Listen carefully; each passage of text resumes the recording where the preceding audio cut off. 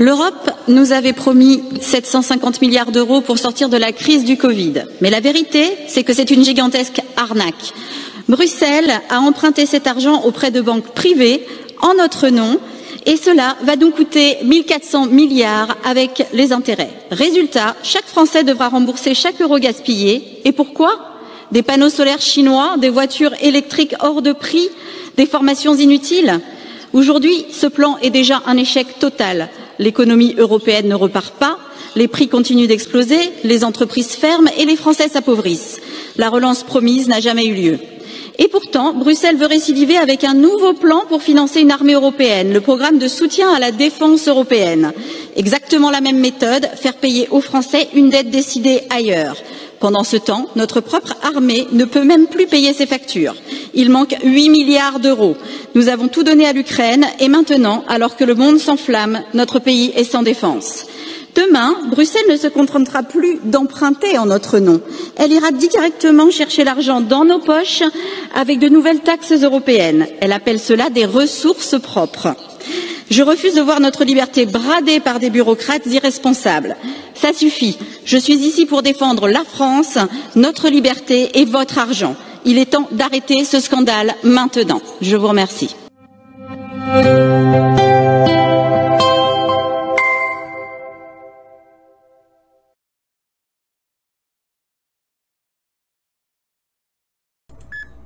Ce qui se passe avec Donald Trump, ça vous a pas fait annuler vos plans, là? Du tout. Et arrêtez de faire ça. Ça n'a pas de bon sens. Il n'y en a pas de tension. Il y en a pas? Non, les tensions, c'est par en haut. C'est nos gouvernements qui mettent des tensions pour rien. Wow. Ce monde est une mise en scène. Mais le rideau est en train de tomber. Assez de cette mascarade. Depuis des décennies, ils orchestrent le chaos pour mieux nous contrôler. Leur arme préférée? La peur. Attentats, virus, crises inventées, conflits provoqués. À chaque fois, le même scénario. Ils terrorisent la population, puis désignent un coupable. Un ennemi bien pratique, souvent invisible, toujours caricatural. Mais les vrais coupables, ce sont eux. Ceux qui prétendent nous protéger alors qu'ils alimentent le feu. Ceux qui disent combattre le terrorisme pendant qu'ils le financent en douce. Vous avez oublié Lafarge, ce géant du béton qui envoyait des virements à Daesh, pendant que nos gouvernements nous disaient qu'on était en guerre contre eux. C'est pas un complot, c'est dans les rapports officiels. Et bizarrement, silence radio dans les médias. On crée des monstres, et on joue les pompiers, on sème le chaos. Et ensuite on fait voter des lois liberticides pour notre sécurité. Mais au fond, ce n'est pas la sécurité qu'ils veulent, c'est notre soumission. Sauf que ce coup-ci, ça ne prend plus. On est des millions à avoir compris le jeu. Leur vieille recette ne marche plus. Alors ils montent d'un cran. Ils veulent la guerre, une vraie, pour tout effacer, tout brouiller. Et surtout, pour éviter de rendre des comptes. Mais ce coup-ci, ils ne s'en sortiront pas. Parce que la vérité est comme une graine. Plus tu l'écrases, plus elle germe. Et surtout, parce que Dieu est avec nous. Et quand la lumière s'allume, l'ombre n'a plus de pouvoir. C'est un nouveau scandale, figurez-vous, de la Macronie, cette fois-ci avec les cabinets de conseil. Un rapport du Sénat qui parle d'une nébuleuse tentaculaire et opaque. 2,4 milliards d'euros de dépenses du gouvernement envers les cabinets de conseil depuis 2018. 2,4 milliards. Alors on apprend que McKinsey, par exemple, a été payé 4 millions d'euros pour la réforme des APL. On demandait finalement aux étudiants de rendre 5 euros. Eux, ils ont fait 4 millions d'euros grâce à ça. 670 745 euros, une étude McKinsey sur les système de paiement en santé à travers le monde. On a eu également la réforme des retraites. Alors figurez-vous que Roland Berger a touché 600 000 euros. McKinsey, 1 million d'euros encore une fois pour réorganiser la CNAV en vue de cette réforme qui n'a pas eu lieu. Le plus beau, c'est la stratégie nationale de santé, 1,12 million pour McKinsey. Et là où c'est formidable, c'est que les sénateurs se sont rendus compte que McKinsey utilisait des rapports qu'il faisait ailleurs dans le monde. C'était du copier-coller entre la Nouvelle-Zélande, l'Australie, la France. Et parfois les chiffres étaient même bidons puisqu'ils sont juste les chiffres. Et on a vu d'ailleurs Jean Castex faire des présentations avec des faux chiffres puisqu'ils n'avaient pas mis à jour les rapports. La gestion des radars routiers. On adore les radars routiers. Vous allez me dire, ah bah oui, c'est les départements, c'est les régions. Non, c'est Soprasteria et Aegis qui prennent 82 millions d'euros pour gérer les radars routiers. Et puis, vous allez me dire quand même, avec tout cet argent, ils peuvent faire des trucs un peu gratos. Oui, c'est vrai, ils font du pro bono, comme on appelle ça. McKinsey a organisé, par exemple, le salon Tech for Good de l'Élysée l'Elysée. Et le sommet Choose France, c'était le Boston Consulting Group qui a fait ça aussi gracieusement, ainsi que d'autres événements à Bercy. Là, vous me dites, c'est affreux, c'est un scandale, c'est dingue quand même. Mais c'est pas fini. C'est pas fini. Non, c'est pas fini. Parce qu'un des directeurs de McKinsey a fait un faux témoignage sous serment au Sénat et en disant que oui, McKinsey payait bien des impôts en France et non. Ça fait 10 ans que McKinsey ne paye pas d'impôts. Et donc, la sénatrice a dit que le procureur de la République allait être saisi. Voilà.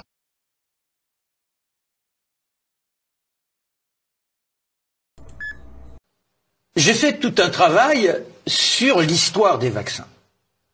Et déjà, ça m'a fasciné, c'est quand, il y a plus de 10 ans, 15 ans, pour la première fois, j'ai été à la Bibliothèque nationale et j'ai ouvert les carnets de Pasteur.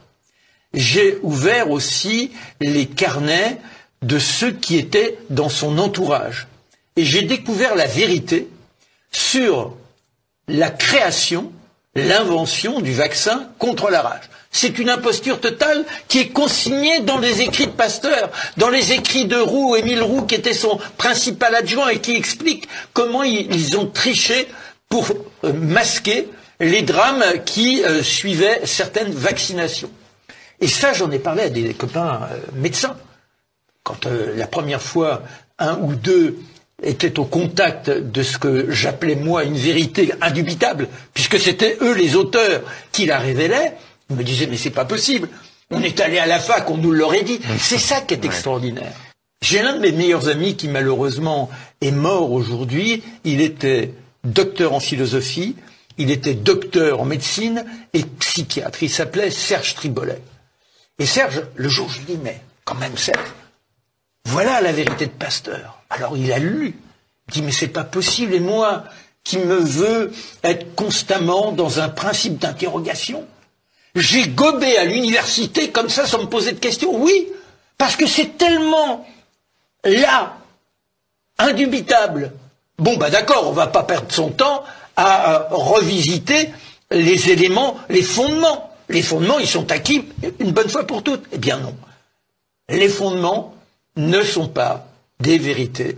Il faut savoir les batailler. Да, ну який вихід на здоров'я? Нам обережно просто якось намагайтеся. Так він просто... от джекпот.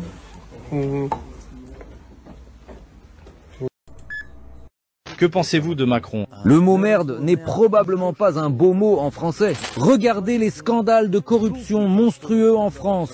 Chez vous, chaque président finit en prison. C'est presque comique à ce stade. L'un a pris ici, l'autre là, un autre ailleurs.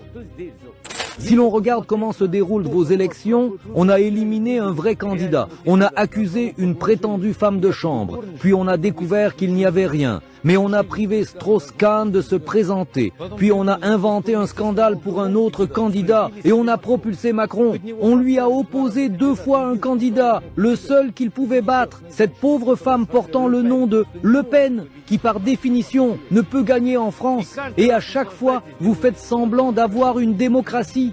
Français, reprenez votre pays. Beaucoup de personnes m'ont relevé parce que je les avais croisés à l'école des officiers de gendarmerie nationale. On s'est connus sur les bancs de l'école. On s'est connus sur les bancs de Saint-Cyr. Donc, c'est des relations anciennes qui parfois, au détour d'une conversation, nous disent « Bah oui, je suis lieutenant-colonel. J'ai eu mon entretien au bureau personnel officier, le BPO, et on m'a dit « Bah écoutez, colonel, si vous souhaitez devenir colonel plein et lourd, voire général, et rentrer dans la piste aux étoiles, ce qu'on appelle la piste aux étoiles, vous allez devoir, entrer en loge. » Et certains officiers catholiques, le catholicisme chevillé au corps, répondent « Mais je ne peux pas servir 2 mètres. » Mais et là, il leur est répondu « Mais beaucoup sont, parmi vous, des officiers de vitrine, d'affichage catholique, mais qui sont ouvertement francs-maçons. Donc tout est verrouillé par une secte. Il y a une secte qui verrouille tout en France, qui verrouille toutes les têtes de réseau et qui verrouille jusqu'aux forces armées. Elles sont verrouillées par cette secte. Et c'est en fait un outil de conformisme social et sociétal pour permettre de sélectionner et ensuite d'assurer le plein contrôle. C'est presque un pilotage automatique, en fait, derrière. Vous êtes sûr que certains profils, eh bien, agiront comme vous l'avez souhaité, et donc vous pouvez ensuite déléguer la feuille de route stratégique de sabotage et de dislocation de la France à toutes ces personnes qui ont fait allégeance à une secte. Et la franc-maçonnerie est une secte qui doit être abattue. Au sens figuré du terme, on en aura entendu. Il faut faire attention. Évidemment. En effet. Nous remporterons la victoire et nous imposerons la charia au Royaume-Uni et en France. Vous verrez un jour, le drapeau de l'islam flottera sur l'Assemblée nationale française. Et ici, le Premier ministre et même la reine deviendront musulmans. Toute la planète sera musulmane. Ce sera le règne de la charia. Et vous pensez vraiment que la reine Elisabeth va porter le niqab? Si Dieu le veut, Buckingham fera une très belle mosquée. Malgré la pression apparente des autorités, pour Anjem Choudary, les affaires continuent. Pour preuve, il nous conduit dans son école de la charia. Elle est située en plein cœur de Londres. Et c'est là qu'il forme des jeunes à l'islam radical.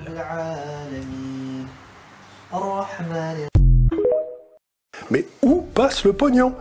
Pourquoi, aujourd'hui, la police ne marche pas, la justice ne marche pas, l'armée ne marche pas, la diplomatie ne marche pas, la santé ne marche pas, l'école ne marche pas, et on n'a jamais eu des prélèvements sociaux aussi incroyables.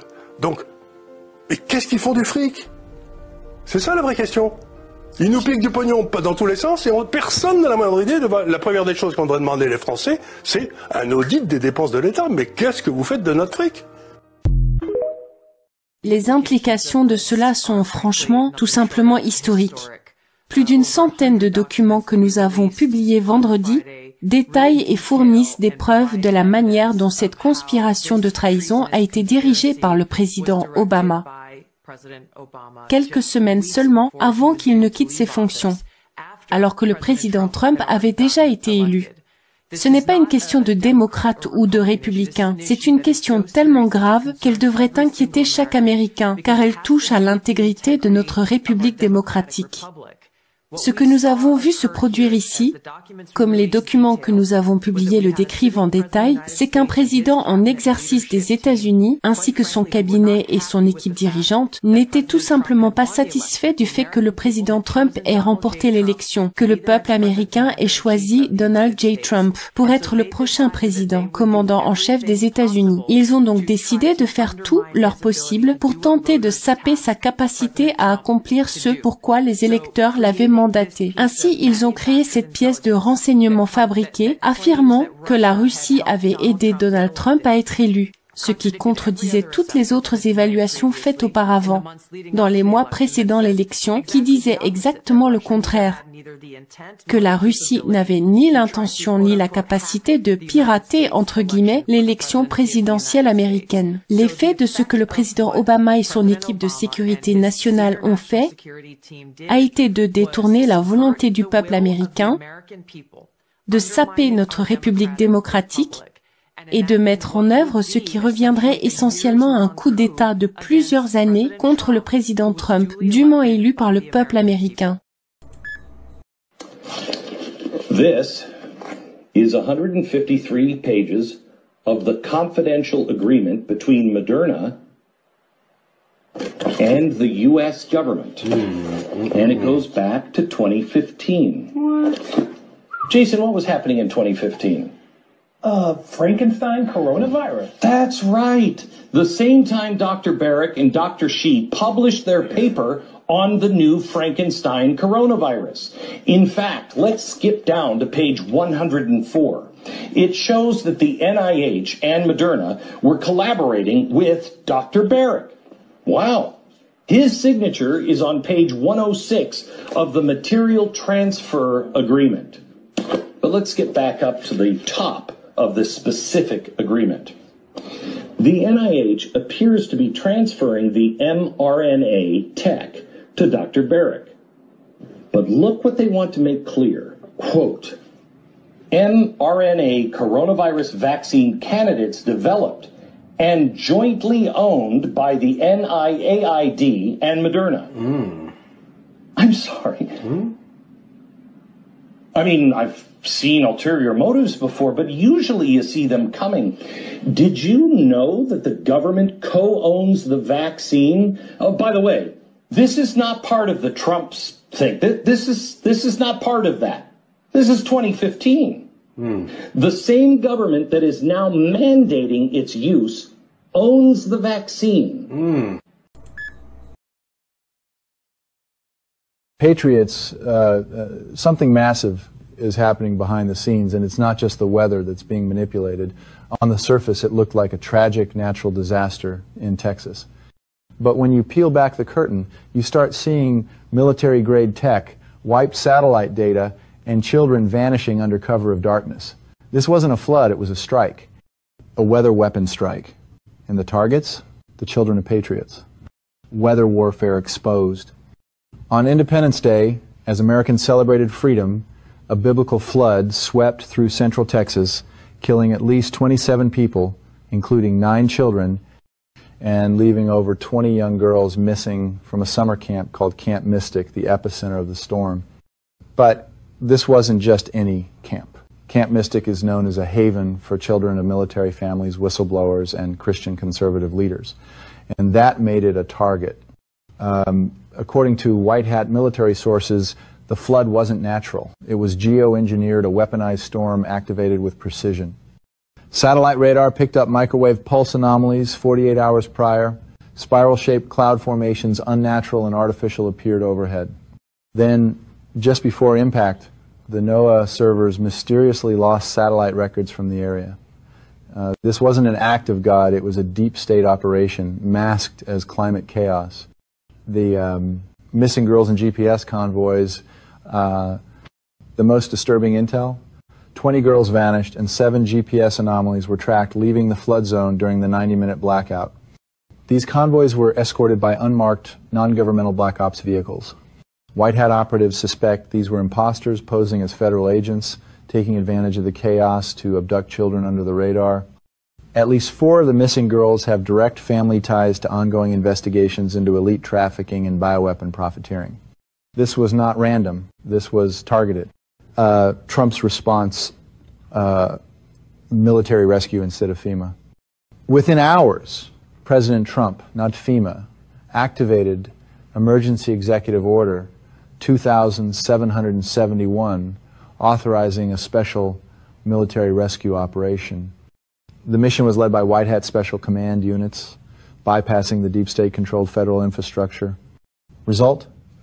Over 850 survivors rescued, including multiple girls believed to be lost. More than 240 water rescues were executed by the 101st Airborne Division, which had been stationed in Texas since January under Trump's directive. These soldiers didn't just find people. They found evidence, unmarked electronics, radiation anomalies, and military-grade tech debris. All signs point to an engineered environmental strike. Geoengineering networks exposed patriots. Who funds these weather weapons? Start with the usual suspects. Bill Gates has invested billions in climate manipulation tech, including cloud seeding balloons and artificial atmospheric injections.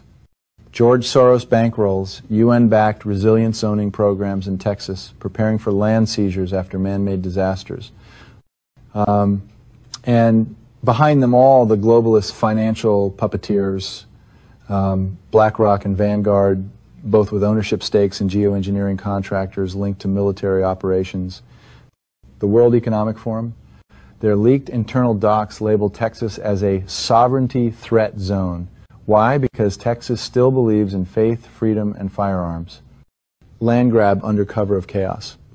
The deep state has a long history of using weather to erase communities. They burned down Paradise, California. They torched Lahaina, Maui, and now they're targeting Kerrville, Texas.